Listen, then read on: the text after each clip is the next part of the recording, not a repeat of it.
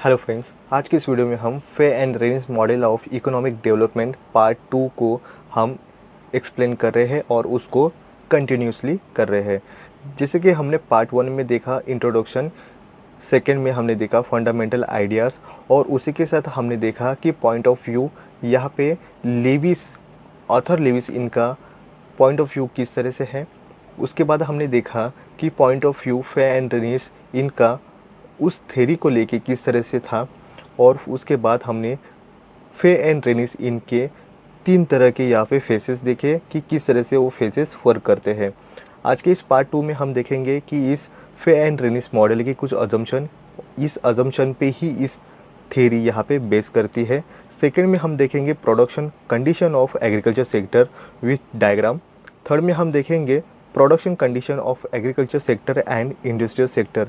जब agriculture sector और industrial sector ये किस तरह से कंबाइनली यहाँ पे वर्क करती है, इसे हम विथ डायग्राम के साथ एक्सप्लेन करेंगे। हमारा नेक्स्ट पॉइंट होगा क्रिटिसाइज, जो अदर इकोनॉमिक्स इस मॉडल को किस तरह से क्रिटिसाइज करते हैं। तो उसी के साथ हमारा नेक्स्ट पॉइंट बनता है अजम्पशन। जिस तरह से कोई भी मॉडल हो तो उसके कुछ अजम्पशन पे ही वो थ्योरी बेस करती है। उसी तरह से फे एंड रेनिस इन्होंने कुछ अजम्पशन लिए हैं, उस अजम्पशन पे ये थ्योरी बेस करती है या उस कॉन्सेप्ट पे ये थ्योरी वर्क करती है। उसमें फर्स्ट अजम्पशन है कि ड्यूअल सेक्टर मॉडल। यहाँ पे फे एंड रेनिस 2 सेक्टर को यहाँ पे इम्पोर्टेंस देते हैं। वो कहते हैं कि एग्रीकल्चर सेक्टर होगा और दूसरा इंडस्ट्रियल सेक्टर। एग्रीकल्चर सेक्टर ये ट्रेडिशनली मेथड से ही वर्क होगा और इंडस्ट्रियल सेक्टर को उन्होंने मॉडर्न कॉन्सेप्ट दिया है, जिससे दोनों में जो डिफरेंस है ये डिफरेंस से ही यहाँ पे हमें ड्यूअल इकोनॉमी या ड्यूअल सेक्टर मॉडल यहाँ पे एक्सप्लेन होता है। सेकेंड पॉइंट या सेकेंड अजम्पशन हमारा कहता है कि एग्रीकल्चर प्रोडक्शन फैक्टर ये 2 तरह के होते हैं, एक होता है लेबर और सेकेंड होता है लैंड। एग्रीकल्चर सेक्टर ये 2 फैक्टर से ही प्रोडक्टिविटी या प्रोडक्शन लेते हैं। हमारा नेक्स्ट पॉइंट बनता है supply of land is constant. जो लैंड का जो सप्लाई है ये यहाँ पे कांस्टेंट है, उसमें कोई भी या किसी भी तरह का इंक्रीज यहाँ पे नहीं कर पाएंगे। जो नेचर ने दिया हुआ लैंड ये फिक्स है या हम कहे कांस्टेंट है, उसमें कोई भी चेंजेस यहाँ पे नहीं दिखाई देंगे। हमारा नेक्स्ट पॉइंट है diminishing returns to scale in agriculture sector.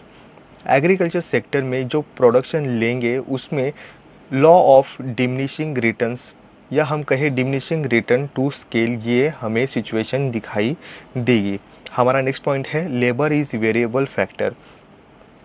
फे एंड रेनिस इन्होंने लेबर को एक वेरिएबल फैक्टर की नज़र से ही देखा है। उन्होंने कहा है कि एग्रीकल्चर सेक्टर से इंडस्ट्रियल सेक्टर में यहाँ पे लेबर माइग्रेशन किया जाएगा या हम कहें उन्हें एग्रीकल्चर सेक्टर से इंडस्ट्रियल सेक्टर में शिफ्ट किया जाएगा। ये मूवेबल है या हम कहें वेरिएबल फैक्टर, ऐसा अज्यूम किया गया है। हमारा नेक्स्ट पॉइंट है population is exogenous factor. Population को यहाँ पे एक्सोजीनियस फैक्टर की नज़र से उन्होंने देखा है। हमारा नेक्स्ट पॉइंट है industrial production factor. Industrial sector जो प्रोडक्शन लेने वाले जो फैक्टर है यहाँ पे 2 तरीके से अज्यूम किया गया है, एक होता है कैपिटल और सेकंड होता है लेबर। हमारा नेक्स्ट पॉइंट है इंडस्ट्रियल सेक्टर में यहाँ पे लैंड को इम्पोर्टेंस नहीं दिया जाता है। जो लैंड है ये प्रोडक्शन फैक्टर नहीं समझा जाता है। हमारा नेक्स्ट पॉइंट है institutional wage constant in industrial sector. Institutional wage rate यहाँ पे कांस्टेंट होते हैं इंडस्ट्रियल सेक्टर में। जो इंडस्ट्रियल सेक्टर में जो लेबर वर्क करते हैं उनको मिलने वाला जो वेज रेट है ये इंस्टीट्यूशनल वेज रेट के एक फिक्स ऐसे अमाउंट पे दिया जाता है या हम कहें सब्सटेंस लेवल तक ये इंस्टीट्यूशनल लेवल मिलता है। हमारा नेक्स्ट पॉइंट बनता है labour use agriculture product in both sector for the production. Labour जो एग्रीकल्चर प्रोडक्ट को यूज़ करता है यहाँ पे जो प्रोडक्टिविटी यहाँ पे दोनों सेक्टर जो एग्रीकल्चर सेक्टर और इंडस्ट्रियल सेक्टर में जो प्रोडक्शन लिया जाता है ये जो लिए जाएंगे तो उसका जो मिलने वाला रॉ मटेरियल है ये एग्रीकल्चर सेक्टर से ही उन्हें मिलता है। हमारा नेक्स्ट पॉइंट है capital accumulation is not possible in agriculture sector. Agriculture sector में यहाँ पे कैपिटल एक्यूमुलेशन ये सिचुएशन क्रिएट नहीं होती है, या हम कहें कैपिटल ये एग्रीकल्चर सेक्टर से यहाँ पे गेन नहीं होता। हमारा नेक्स्ट असम्पशन है, if the marginal productivity of agriculture worker is become to zero due to large population growth, then the population of the such increase labor in the agriculture sector can be shipped to the industrial sector without any reductions। यहाँ पे जो बढ़ी हुई population है जिससे agriculture sector का जो marginal productivity है वो अगर कम होता है, या हम कहें उससे मार्जिनल प्रोडक्टिविटी ये ज़ीरो होती है, तो इसी सिचुएशन में एग्रीकल्चर सेक्टर के जो लेबर है इन्हें शिफ्ट किया जाएगा एग्रीकल्चर टू इंडस्ट्रियल सेक्टर। तो इसकी वजह से एग्रीकल्चर सेक्टर का कुछ भी यहाँ पे नुकसान नहीं होगा और उसमें कोई भी चेंजेस नहीं दिखाई देंगे। हमारा नेक्स्ट पॉइंट है, labours wage rate is the constant in the industrial sector. Industrial sector में जो लेबर है उनको मिलने वाला जो वेज रेट है ये कांस्टेंट है, उसमें कोई भी चेंजेस नहीं आएंगे। और हमारा लास्ट वाला जो अजम्पशन है वो सबसे इम्पोर्टेंट है, जो है क्लोज इकोनॉमी। जिस तरह से लेविस ने अपने थ्योरी में क्लोज इकोनॉमी को अज्यूम किया था, उसी तरह से फे एंड रेनिस ये भी अपने इस थ्योरी में यहाँ पे इकोनॉमी ये क्लोज इकोनॉमी सिचुएशन में होगी। इसमें कोई भी इंटरनेशनल ट्रेड नहीं होगा, जो भी ट्रेड होगा ये इंटरनली उस कंट्री के अंदर ही यहाँ पे ट्रेड होगा, या हम कहें उसमें जो लेन देन है ये सिर्फ उस कंट्री के लिमिट में ही या उस बाउंड्री के अंदर ही उस कंट्री के होगा। तो इसमें इंपोर्ट एक्सपोर्ट ये सिचुएशन नहीं दिखाई देगी। हमारा नेक्स्ट पॉइंट है, production condition of agriculture sector. ये किस तरह से है और ये किस तरह से सिचुएशन यहाँ पे एग्जिस्ट करता है। तो यहाँ पे ये समझने के लिए फे एंड रेनिस इन्होंने एग्रीकल्चर सेक्टर का प्रोडक्शन जो सिचुएशन है इसे दो यहाँ पे पैनल में यहाँ पे डिवाइड किया है, पैनल ए और पैनल बी। तो इसमें पैनल ए में एक्स एक्सिस पे लेबर फोर्स और वाई एक्सिस पे लैंड है। जो लैंड ये फिक्स कंडीशन में यह हमें दिखाई देती है। तो पैनल बी में एक्स एक्सिस पे लेबर फोर्सेस और वाई एक्सिस पे यहाँ पे टोटल प्रोडक्शन यहाँ पे दिया है। तो जिस तरह से यहाँ पे पैनल ए में यहाँ पे लैंड जो यहाँ पे कांस्टेंट है, इसमें हम समझते हैं यहाँ पे फिक्स है, उसमें कोई भी चेंजेस नहीं होगा। तो ये लैंड यहाँ पे ओ जेड ये सिचुएशन में यहाँ पे हमारे पास यहाँ पे फिक्स कंडीशन, यहाँ पे ओ आर ये प्रोडक्शन पॉसिबिलिटी ये कर्व हमें रिप्रेजेंट करता है। तो यहाँ पे जेड सी ये लेबर फोर्स किस सिचुएशन में कितनी है ये हमें इंडिकेट करता है। तो यहाँ पे ए बी सी ये कर्व हमें लेबर की जो प्रोडक्टिविटी है इसको किस तरह से लिमिटेशन यहाँ पे क्रिएट करती है, ये वर्क या हमें ये कर्व हमें ये एक्सप्लेन करता है। तो जिस तरह से हम देखें कि अगर एग्रीकल्चर सेक्टर में लैंड ये फिक्स है ओ जेड सिचुएशन में, तो यहाँ पे जो एग्रीकल्चर सेक्टर में जो लेबर है ये ओ एंड वन इतना ही यहाँ पे वर्क कर रहे हैं, या वर्किंग कंडीशन में प्रोडक्शन यहाँ पे ओ बी सिचुएशन तक हमें मिलती है। बट इसमें अगर हम समझें कि अगर और भी ज़्यादा यहाँ पे लेबर यहाँ पे एग्रीकल्चर सेक्टर में अगर लगाए तो फिर भी यहाँ पे उससे मिलने वाला जो प्रोडक्शन है ये इंक्रीज नहीं होगा, जो हमें पैनल बी में हमें एक्सप्लेन होता है। यहाँ पे ओ एफ ये प्रोडक्शन पॉसिबिलिटी कर्व हमें मिलता है, और ओ से निकलता हुआ ओरिजिन से टीपी ये कर्व हमें टोटल प्रोडक्शन जो एग्रीकल्चर सेक्टर में जो बनता है ये हमें एक्सप्लेन करता है। तो जिस तरह से हमने देखा ओ जेड इस लैंड जो फिक्स कंडीशन में यहाँ पे कल्टीवेशन एग्रीकल्चर में होती है, यहाँ पे ओ एन वन इतने लेबर वर्क करते हैं, और उससे हमें एन वन इन लेबर से हमें जो टोटल प्रोडक्शन यहाँ पे ओ एम इतना इस सिचुएशन में हमें मिलता है। और ये टोटल प्रोडक्शन कर्व से हमें इस सिचुएशन में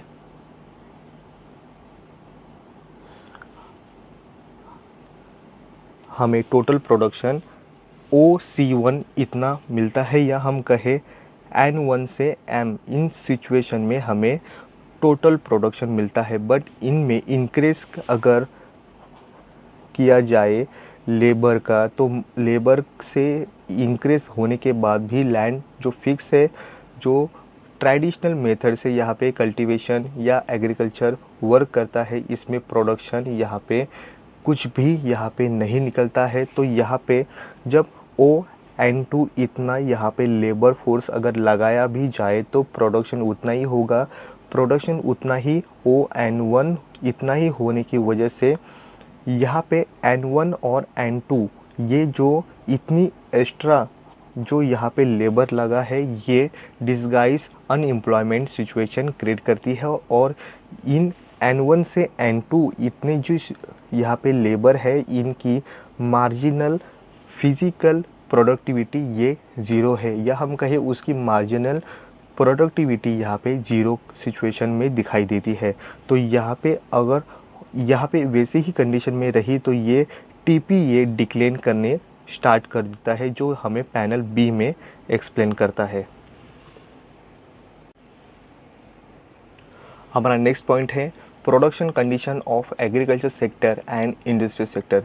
यहाँ पे जो इन डायग्राम में या हम इस फिगर में जो देखे हैं एग्रीकल्चर सेक्टर में जो क्या सिचुएशन है, यही सिचुएशन अगर यहाँ पे हम कन्वर्ट कर लेते हैं हमारा जो डायग्राम, या हम कहें फिगर सेकंड में, यहाँ पे 3 फेज़ जो फे एंड रेनिस इन्होंने यहाँ पे एक्सप्लेन किया था, ये तीनों भी फेस यहाँ पे इंडस्ट्रियल सेक्टर और एग्रीकल्चर सेक्टर में किस तरह से वर्क करता है, इसे हम इस 3 पैनल के साथ यहाँ पे एक्सप्लेन करेंगे।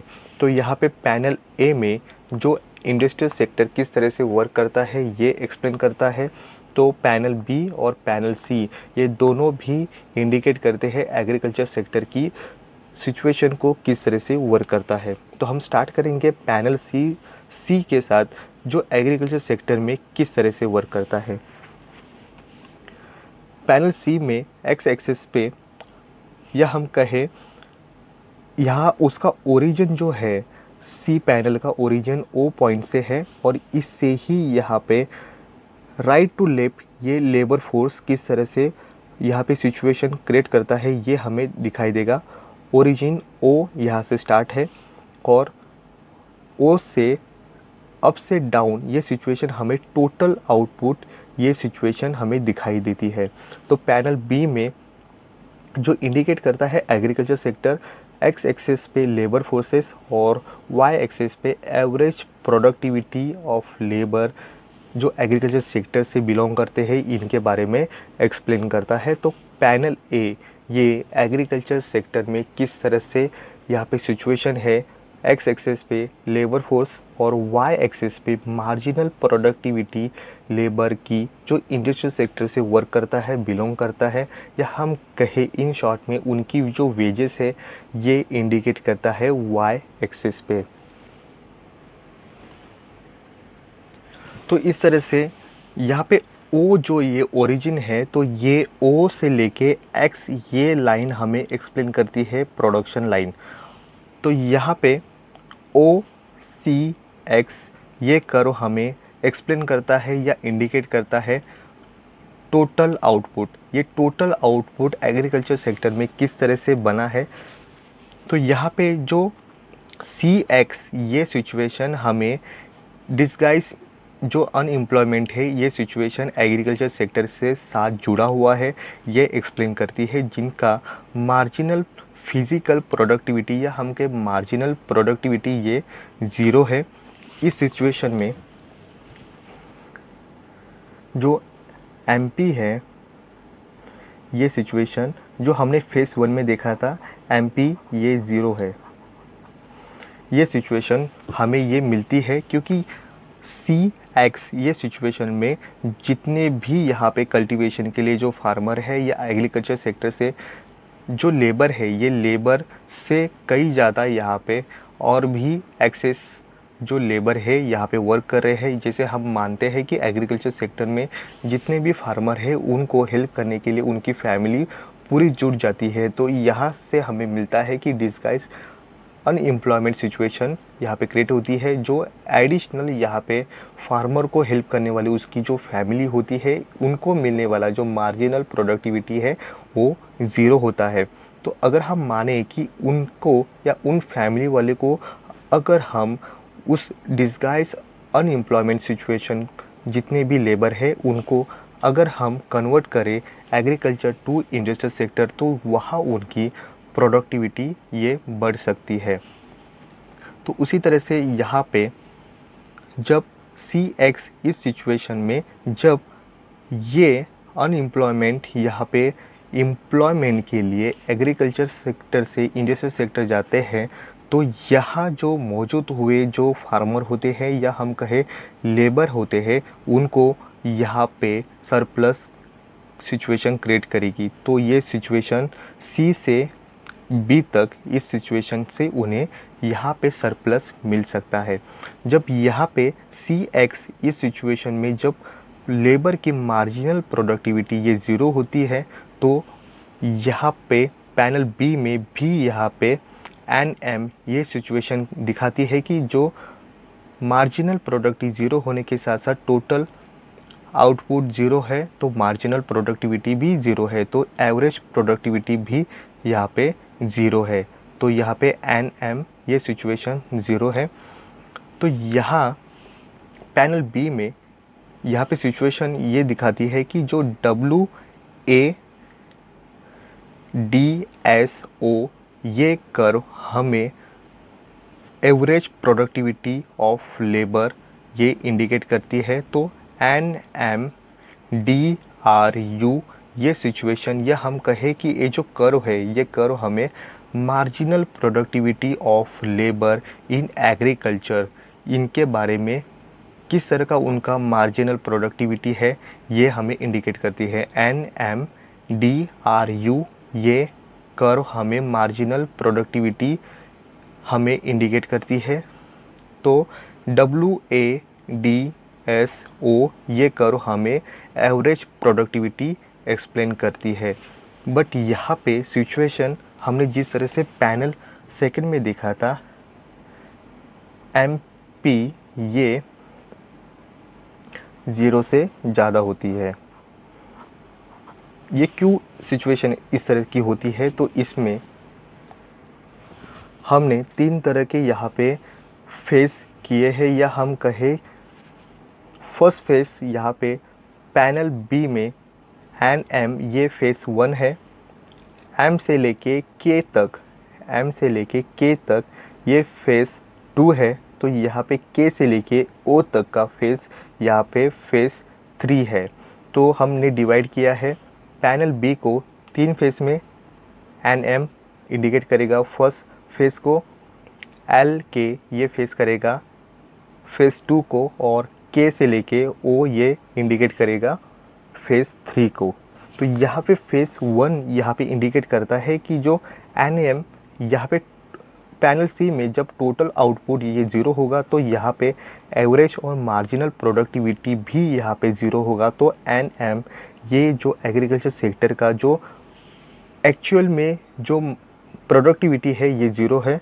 तो इससे ये सिचुएशन जो फर्स्ट है MP इज़ ज़ीरो होगा। तो ये सिचुएशन फेस 1 में MP इज़ ज़ीरो हमें इंडिकेट करती है। जो यहाँ पे CX ये सिचुएशन टोटल आउटपुट ज़ीरो, तो यहाँ पे मार्जिनल प्रोडक्टिविटी भी ज़ीरो होगा और एवरेज प्रोडक्टिविटी भी ज़ीरो होगा। तो उसी तरह से पैनल A में जो फेस 1 है, ये फेस 1 हमें इंडिकेट करता है कि जो लेबर है इंडस्ट्रियल सेक्टर में जो इंस्टीट्यूशनल वेज रेट पे उनको वेजेस मिल रहे हैं, तो उनकी मार्जिनल प्रोडक्टिविटी यहाँ पे लेबर फोर्स OM तक है और उनको मिलने वाला वेज रेट OW ये इंडिकेट करता है। तो इसमें WTHQW1 ये इंडस्ट्रियल सेक्टर का वेज रेट कर्व इंडिकेट करता है। तो P, P1, P2 ये कर्व यहाँ पे इंडस्ट्रियल सेक्टर का मार्जिनल प्रोडक्टिविटी कर्व को इंडिकेट करता है।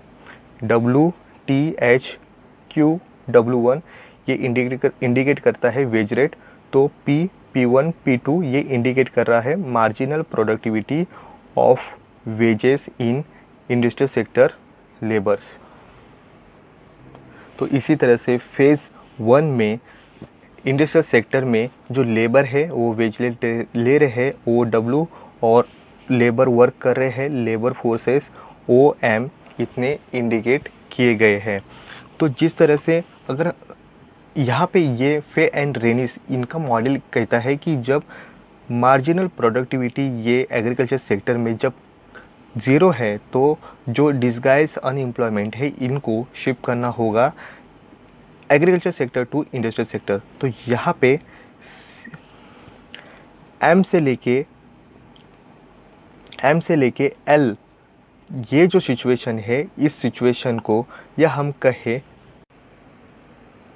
तो इस सिचुएशन में यहाँ पे NMDRU ये मार्जिनल जो प्रोडक्टिविटी है ये इसे डी पॉइंट में यहाँ पे एवरेज प्रोडक्टिविटी WADSO ये इंडिकेट दोनों कर्व एक दूसरे को डी पॉइंट में करते हैं। तो इसमें इस सिचुएशन में यहाँ पे एवरेज प्रोडक्टिविटी ये बढ़ती है और मार्जिनल प्रोडक्टिविटी भी यहाँ पे बढ़ती है, बट ये डी पॉइंट तक फेज़ 2 में डी पॉइंट तक ये एक दूसरे को इंटरसेक्ट करते हैं और यहाँ पे इक्विलिब्रियम कंडीशन डी पॉइंट में बनता है।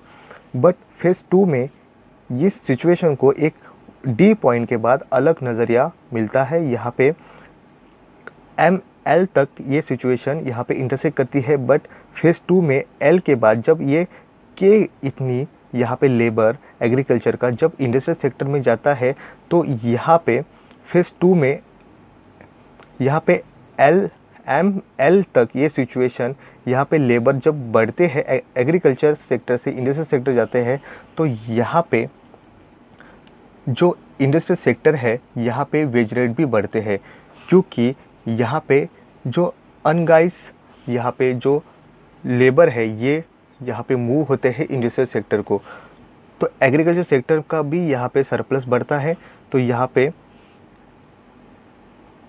ML तक का सिचुएशन क्रिएट होने के बाद यहाँ पे CB से यहाँ पे सरप्लस बढ़ा था, तो उसके बाद E से लेके D तक ये सिचुएशन ML ये सिचुएशन यहाँ पे लेबर यहाँ पे इंडस्ट्रियल सेक्टर में जाने की वजह से होता है। तो यहाँ पे एग्रीकल्चर सेक्टर का भी यहाँ पे मुनाफा होता है सरप्लस। यहाँ पे फेज़ 2 का जो यहाँ पे M से L तक ये सिचुएशन क्रिएट होती है और यहाँ पे मार्जिनल प्रोडक्टिविटी और एवरेज प्रोडक्टिविटी यहाँ पे डी पॉइंट तक यहाँ पे इंटरसेक्ट करती है। तो उसके एग्रीकल्चर सेक्टर का लेबर यहाँ पे इंडस्ट्रियल सेक्टर में जाने के वजह से ही यहाँ पे इंडस्ट्रियल सेक्टर में जो आने वाले जो नए यहाँ पे लेबर है उनको जो वेज रेट है यहाँ पे बढ़ता है। तो ये बढ़ता हुआ जो यहाँ पे जो वेज रेट है उसकी वजह से जो कैपिटलिस्ट लोग हैं इंडस्ट्रियल सेक्टर के उनको मिलने वाला बेनिफिट भी यहाँ पे कम होता दिखाई देता है। जो फर्स्ट ऑफ हमने देखा इंस्टीट्यूशनल यहाँ पे वेज रेट OW था, तो ये सिचुएशन में जब यहाँ पे टी पॉइंट हम यहाँ पे देखें टी पॉइंट ए पॉइंट और ये इन दोनों फेस में टी और ये या हम कहें ए पॉइंट हमें लेविस हमें इसको यहाँ पे टर्निंग पॉइंट कहते थे, तो फे एंड रेनिस हमें इसे शॉर्टेज पॉइंट कहते हैं, क्योंकि यहाँ पे एन और एम इन सिचुएशन की जो लेबर है यहाँ पे अनगाइज यहाँ पे लेबर यहाँ पे शिफ्ट होते हैं इंडस्ट्रियल सेक्टर में। तो यहाँ इस पॉइंट को टी कहे या ए कहे ये हमें इंडिकेट करता है टर्निंग पॉइंट। तो इसी के साथ ये टर्निंग पॉइंट है, तो फे एंड रेनिस हमें इसे एक्सप्लेन करते हैं शॉर्टेज पॉइंट, क्योंकि यहाँ से शॉर्टेज होते हैं कम होते हैं और इंडस्ट्रियल सेक्टर में जाते हैं। जहाँ तक हमें लेविस हमें इस पॉइंट को यहाँ उनके थ्योरी में हमें कहते हैं कि यहाँ से जो कैपिटलिस्ट लोग हैं उनको यहाँ से सरप्लस मिलता है। ये जो पॉइंट हमें ये कहते हैं कि ये जो एरिया है यही एरिया कैपिटलिस्ट लोगों को मिलने वाला सरप्लस है, और यही सरप्लस जब आगे बढ़ेगा तो उनको और भी इन्वेस्ट होगा, और यही इन्वेस्टमेंट आगे जाके यहाँ पे सरप्लस क्रिएट करता है। बट फे एंड रेनिस हमें ये कहते हैं कि इंडस्ट्रियल सेक्टर में जो यहाँ पे सरप्लस इस सिचुएशन को मिला है, जो सब्सिस्टेंस वेज रेट पे मिला था, उसके बाद और भी जितने भी यहाँ पे इंडस्ट्रियल सेक्टर में लेबर आएंगे उनको मिलने वाला जो वेज रेट है वो हाई बढ़ता जाएगा। जो फर्स्ट ऑफ यहाँ पे एमटी था तो उसके बाद एलएच होगा, फिर उसके बाद और भी यहाँ पे लेबर एग्रीकल्चर सेक्टर से आते हैं तो के क्यू होगा। तो इनकी वजह से बढ़ता हुआ वेज रेट यहाँ पे कैपिटलिस्ट लोगों को यहाँ पे सरप्लस कम करता हुआ दिखाई देगा। तो बढ़ता हुआ यहाँ पे सरप्लस भी यहाँ पे कम होगा, और उसके बाद कैपिटलिस्ट को मिलने वाला प्रॉफिट कम होने से यहाँ पे सिचुएशन यहाँ पे और भी क्रिटिकल हो सकती है। तो उसी के बाद हम पैनल बी में देखें, और भी जिस तरह से पैनल बी में जब डी पॉइंट के बाद भी और भी यहाँ पे लेबर जो एल के ये लेबर और भी यहाँ पे मूव करेंगे इंडस्ट्रियल सेक्टर में, तो उन पॉइंट डी के बाद यहाँ पे जो मार्जिनल प्रोडक्टिविटी है वो यहाँ पे डिमिनिशिंग करती जाएगी, बढ़ती जाएगी, और एवरेज प्रोडक्टिविटी ये घटती जाएगी। जो यहाँ पे ए डी एस और एम डी आर ये दोनों में यहाँ पे सेकेंड जो फेस है ये सिचुएशन यहाँ पे किस तरह से मार्जिनल प्रोडक्टिविटी बढ़ती है और एवरेज प्रोडक्टिविटी यहाँ पे घटती हुई डी पॉइंट के बाद यहाँ पे बताती है। तो फेज़ 2 में हमें दो सिचुएशन मिलते हैं। यहाँ पे मार्जिनल प्रोडक्टिविटी यहाँ पे एल से डी तक जाता हुआ यहाँ पे बढ़ता है, और यहाँ उसी तरह से ए से डी तक यहाँ पे एवरेज प्रोडक्टिविटी भी बढ़ता है। बट यहाँ पे डी पॉइंट पे दोनों भी इंटरसेक्ट करते हैं, बट उसके बाद डी से ऊपर जाता हुआ मार्जिनल प्रोडक्टिविटी यहाँ पे बढ़ता है, और जो एवरेज प्रोडक्टिविटी है वो डी एस के बाद यहाँ पे कम होता है, और एस ओ के बाद और भी ये डिमिनिशिंग या घटने की डिक्लेन इस सिचुएशन में यहाँ पे जाता हुआ दिखाई देता है।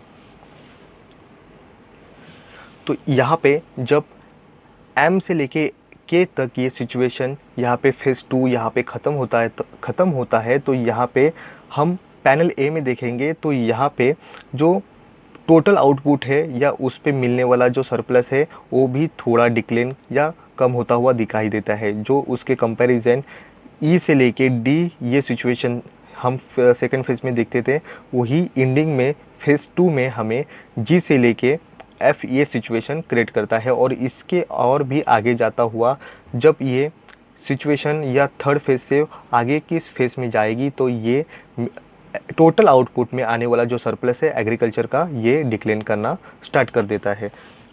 हमारा थर्ड फेज़ में जो सिचुएशन आर है ये हमें इंडिकेट करता है फेज़ 2 में यहाँ पे हमारा जो मार्जिनल जो प्रोडक्टिविटी है एम आर यू या हम कहें N M D R U, ये यहाँ से एन एम तक यहाँ पे मार्जिनल प्रोडक्टिविटी यहाँ पे 0 थी, बट एम से लेके एम डी आर यू ये और भी तेज़ी से ऊपर जाती हुई दिखाई देती है।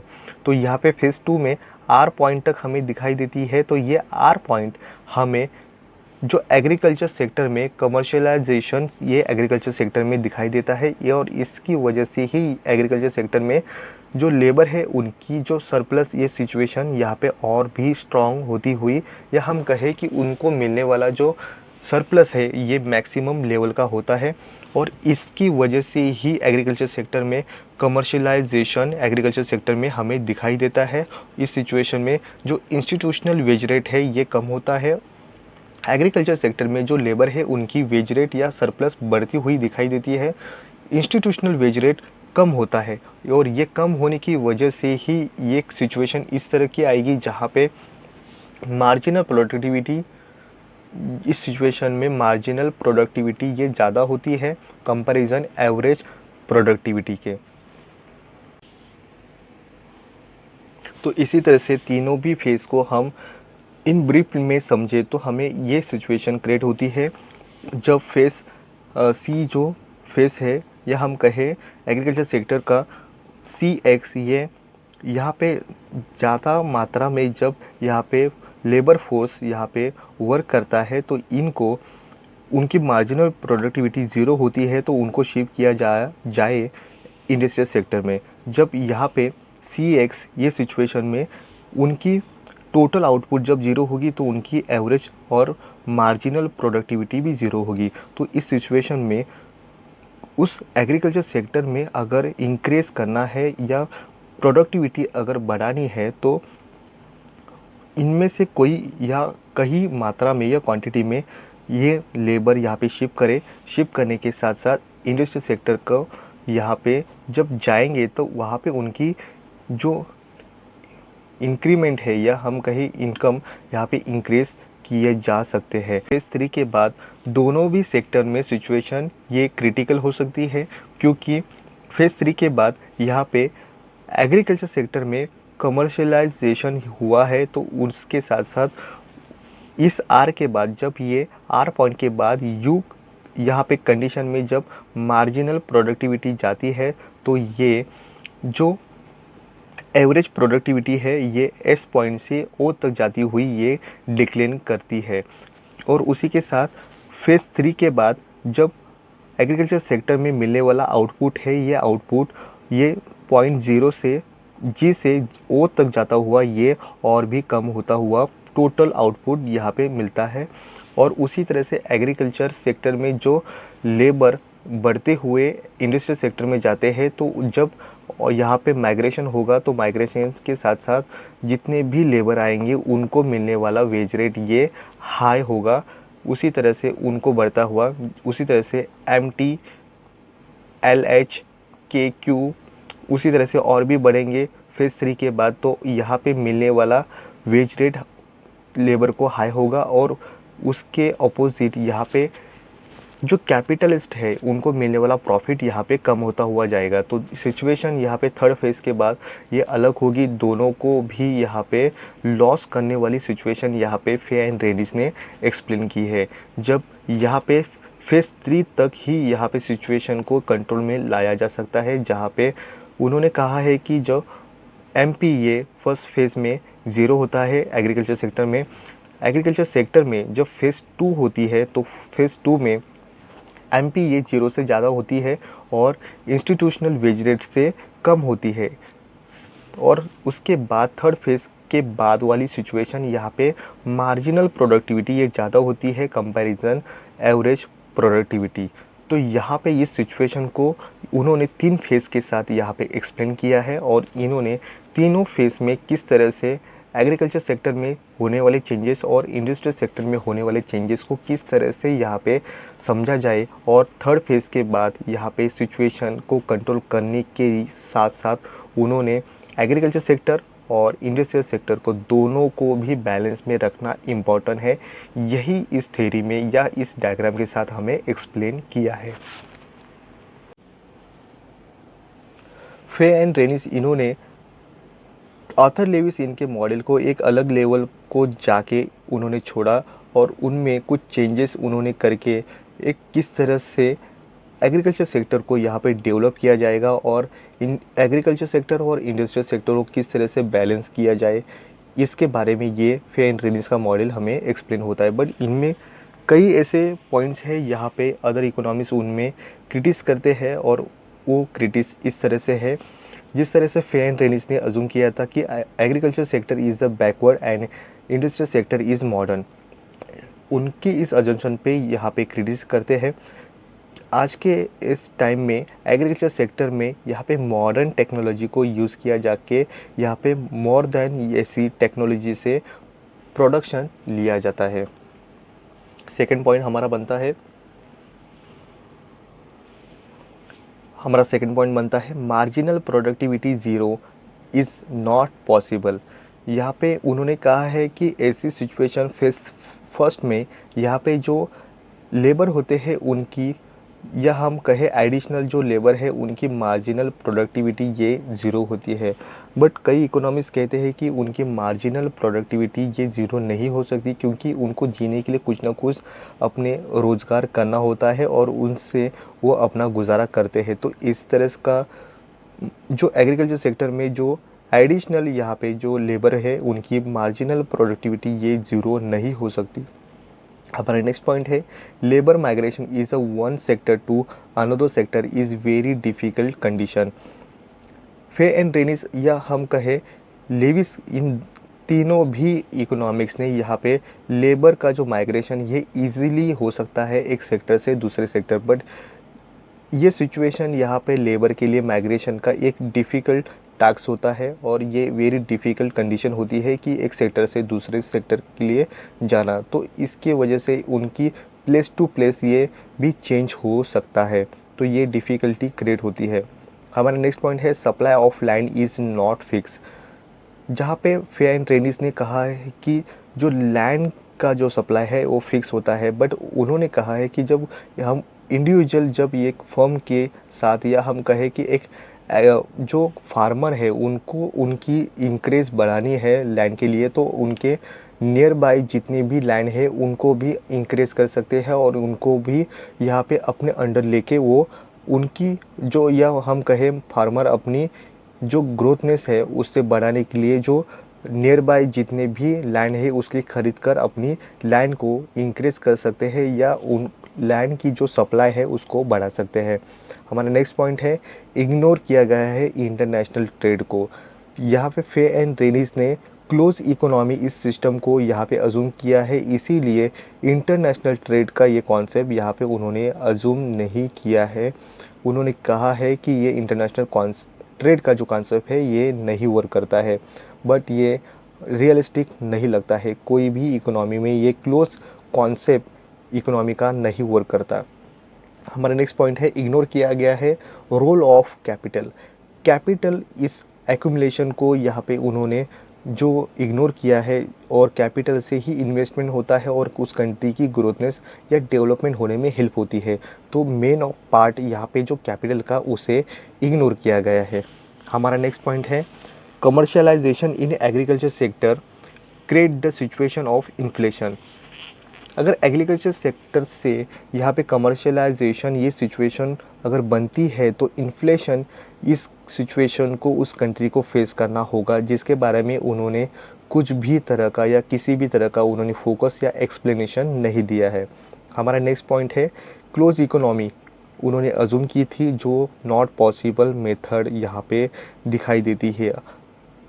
वर्ल्ड के जितने भी कंट्री है उन्होंने ऑलमोस्ट यहाँ पे ओपन इकोनॉमी इस सिस्टम को एक्सेप्ट किया है, और ना ही कहीं भी या कौन सी भी कंट्री यहाँ पे क्लोज इकोनॉमी को सपोर्ट करती है। हमारा नेक्स्ट पॉइंट है अजूम किया गया है labours wages rate is constant in industrial sector. ये नॉट पॉसिबल सिचुएशन है, क्योंकि उन्होंने कहा है कि इंडस्ट्रियल सेक्टर में जितने भी लेबर है उनको मिलने वाला वेज रेट ये सब्सिस्टेंस या हम कहें या इंस्टीट्यूशनल वेज रेट पे उन्हें एक कांस्टेंट अमाउंट पे यहाँ पे वेज रेट मिलता है, जो इम्पॉसिबल सिचुएशन लगती है। हमारा नेक्स्ट पॉइंट है अजूम किया गया है capital accumulation is not possible in agriculture sector. ये भी सिचुएशन नॉट पॉसिबल लगती है, क्योंकि एग्रीकल्चर जो फार्मर होते हैं उनसे भी यहाँ पे कैपिटल एक्यूमुलेशन नहीं होता है। ये सिचुएशन अनरियलिस्टिक लगती है, क्योंकि जो जितने बड़े बड़े फार्मर होते हैं या कल्टीवेशन करने वाले लोग होते हैं इन एग्रीकल्चर सेक्टर में यहाँ पे इन्वेस्टमेंट करते हैं और उनसे ही उनको कैपिटल मिलता है। ये कैपिटल वो और भी इन्वेस्टमेंट करने के लिए कैपिटल एक्यूमुलेशन इस सिचुएशन को क्रिएट कर पाते हैं। तो कई ऐसे पॉइंट्स हैं जहाँ पे फे एंड रेनिस के इस पॉइंट को अदर इकोनॉमिक्स यहाँ पे क्रिटिस करते हैं, बट रियलिस्टिक में हम देखें तो ये कई अजम्पशन को यहाँ पे हम नज़रअंदाज भी करते हैं। तो हम देखें कि लेविस के मॉडल को फे एंड रेनिस ने एक अलग लेवल पे जाके उन्होंने किस तरह से एग्रीकल्चर सेक्टर को भी इम्पोर्टेंट दिया, जहाँ पे लेविस ने एग्रीकल्चर सेक्टर को इग्नोर किया था। फे एंड रेनिस ने एग्रीकल्चर सेक्टर को भी इंडस्ट्रियल सेक्टर के साथ साथ इम्पोर्टेंट देना है, उनको वेल ट्रेड करना है, या हम कहें कि उसे दोनों भी सेक्टर को बैलेंस रखने का यही कॉन्सेप्ट यहाँ पे फेयर एंड रेनिस हमें देते हैं। तो आज के इस वीडियो में बस इतना ही। Thank you.